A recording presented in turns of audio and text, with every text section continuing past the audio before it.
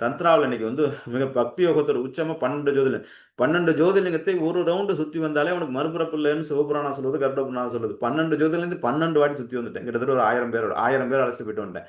இப்ப நான் கிட்டத்தட்ட 12 ஜோதிர்லிங்கத்தையும் பயணம் செய்திருக்கின்றேன். நான் வாழ்த்துவதற்கு தகுதியானவன் கேட்கிறேன். உங்களை எல்லோருமே உங்களுடைய இதயத்தில் கை வைங்க. உங்கள மனப்பூர்வமா நான் பிளஸ் பண்ண போறேன். 12 ஜோதிர்லிங்கத்தையும் காசி, கயா, அதாவது 12 ஜோதிர்லிங்கம் என்பது முதல் ஜோதிர்லிங்கம் சோம்நாத். சோம்நாத் குஜராத்தில் இருக்கு. சோம்நாத், மல்லிகார்ஜுனை, சோம்நாத், மல்லிகார்ஜுனை, உஜ்ஜயினியில் இருக்கிற மகாகாளீஸ்வரர், ஓங்காரீஸ்வரர், அதுக்கப்புறம் அவுண்டாநாகநாத், பாலி வைத்தியநாத், காசி விஸ்வநாதர், பீமாசங்கர், காசி விஸ்வநாதர், பீமாசங்கர் மற்றும் மற்றும் பாலி வைத்தியநாத், அதுக்கப்புறம் வந்து திரகம்பேஸ்வரர், கேதார்நாத், கிருஷ்ணேஸ்வரர், இப்படி 12 ஜோதிர்லிங்கங்களும் 10,000 கிலோமீட்டர் டிஃபரெண்ட்ல இருக்கு. இங்கே ராமேஸ்வரத்தில் ஆரம்பிச்சு கேதார்நாத்தில் இருக்கு. இது வந்து சுற்றி வருவதற்கே கிட்டத்தட்ட 1 வருஷம் ஆகும்.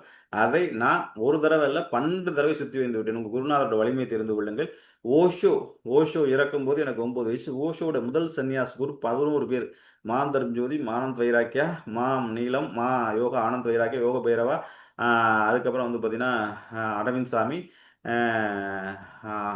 ஆனந்த் பாபா அப்படின்ட்டு கிட்டத்தட்ட ஒரு 12 பேர் இருக்காங்க. தேவேந்திர பாரதி சாதனான்ட்டு.